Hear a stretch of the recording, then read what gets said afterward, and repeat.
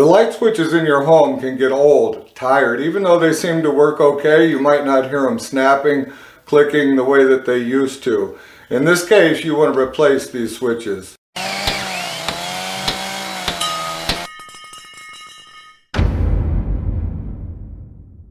Today we're going to be replacing this old tired and worn out switch with this new one.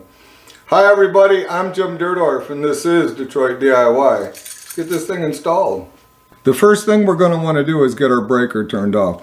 When it comes to a double light switch like this, there may be two circuits feeding it, depending on the load that each of these switches is carrying. So you want to make absolutely certain that if you turn off the breaker, that per se this top switch operates my porch light and this lower switch operates a receptacle down below, that they're not running on two independent circuits. So you want to, when you turn off your breaker, you just want to double check and make sure that neither function is happening from either switch. The first thing we're going to want to do is pull this right out of the wall. So I've already got the cover off because we've been doing some work on the walls. They're getting ready to get painted, so we're going to remove these screws.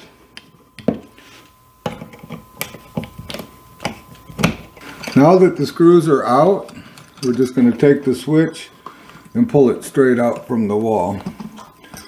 Alright, let's take a closer look at what we got here. My switch is being fed by one circuit, which is this wire right here, the black screw. That would be your hot wire coming in, or it'll say line, maybe common, they'll say some different things on the back. The easy way to identify the hot is typically the black screw or this tab right here. So if you had two circuits feeding this one switch, that tab would be gone. It's a breakaway tab.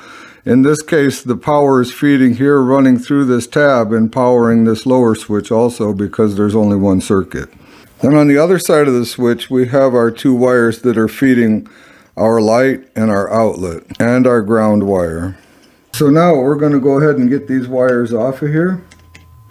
It's very important that you keep your wires separated. All three wires are black, so you don't want to get your hot wire, your line wire, confused with one of these other two wires, because what will happen is your switch won't work right. So when you pop these off, knowing that these are feeding my light and my switch, I'm going to just push them over to this side. Knowing that this one is feeding the hot wire, the line wire coming in, I'll keep it pushed over to the other side. Now that the switch is out and the wires are off, this switch always kind of was funny in the wall, and I can see why.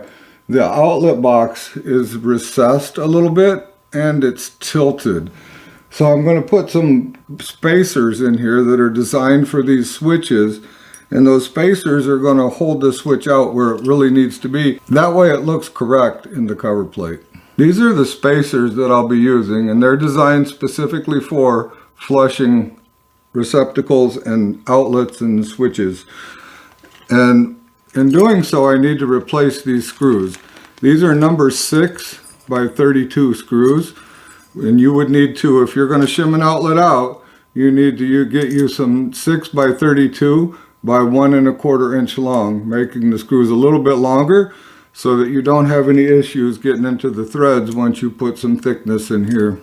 I have my screws installed in my new switch. This switch is slightly different than the old switch because it's capable of a 3-way circuit. So we are not going to be using every screw here. So this one right here we are not going to use. This would be the trailing wire to the 3-way switch. We are going to use one black one. This is the tab. If you had two circuits you would break off. In this case we're leaving that in place. Then our wire to our receptacle, our wire to our front porch light, and our ground. Let's get this thing hooked up. The install on this newer style switch is slightly different. So I won't be needing to loop this around the screws. So I'm just going to straighten it up some, check the length, and then I'll cut them off to the appropriate length that I would need them.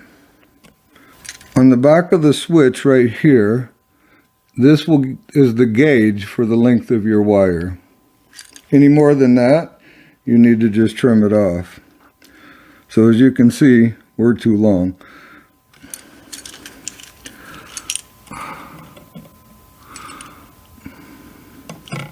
Now that I have the wires trimmed to the appropriate length, we're just going to slide them right underneath of this tab.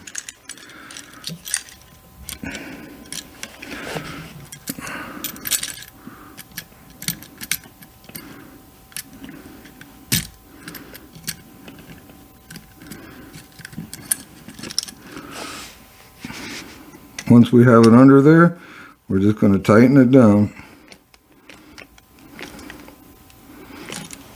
Just like that. Same thing with this one.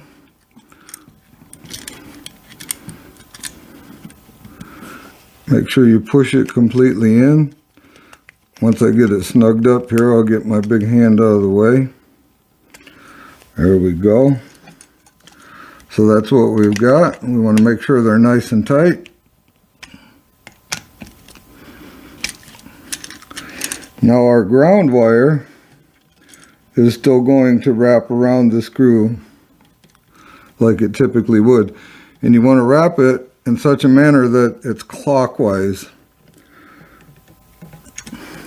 so that when you tighten the screw, it grabs it and kind of pulls it in tighter. If you wrap it the other way, it will actually try to spit it out.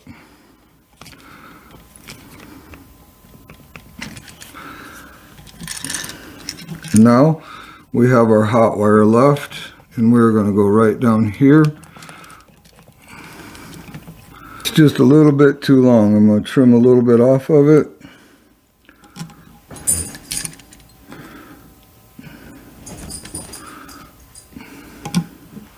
Just a little bit too long. I'm going to trim a little bit off of it.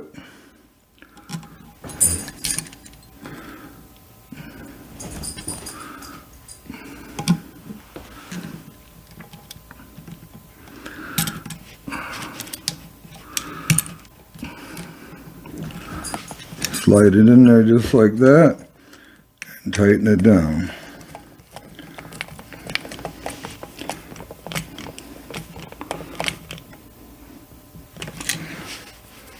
There we go. Now we're ready to just twist it back up to where it's straight and push it back in. The wires will just kind of push back in there. They can be a little stubborn.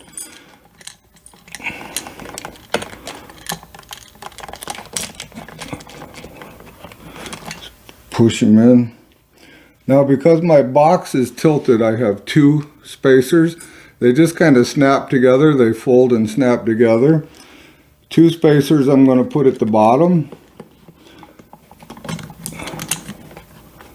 And I'm going to go ahead and start that screw.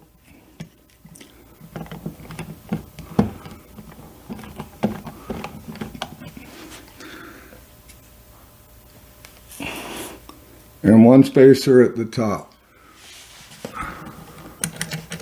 Once that's in place, I'm going to go ahead and start that screw. Now just start running the screws in and pushing the switch as you go to help manipulate it straight.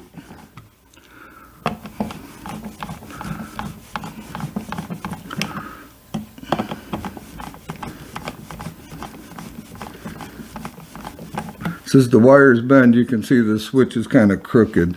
So I just kind of want to give the wires a little bend around in there and get that straight.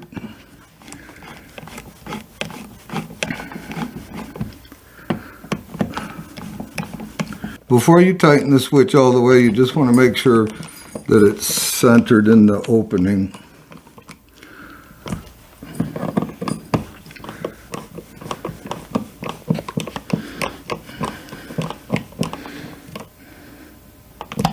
Now that the switch is installed, I'm just going to test fit the cover and make sure everything looks good and that I'm happy with what I've got here.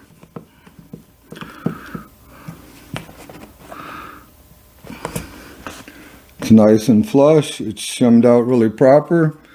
I like that. I've got the breaker back on. Everything works fine, and we have a successful install. I would rate this as a medium on the DIY scale. It is not extremely difficult. It just takes a little bit of time, patience, and you can get this done for yourself. If you'd like to get an awesome shirt like this, I've put a link down in the description to take you to my store. We have t-shirts, sweatshirts, coffee cups, hats, all kinds of cool stuff. Check it out. If you haven't subscribed yet, I would greatly appreciate it if you would consider doing so. We're doing an entire makeover video in this room, and the reveal video is up and coming, and I wouldn't want you to miss it. Subscribe, hit that notification bell, and make sure you catch everything that's going on. That's all we got for this time. If you enjoyed yourself, click on one of those two videos that are going to pop up next to me. And remember to always respect the power of your power tools. And we'll see you soon.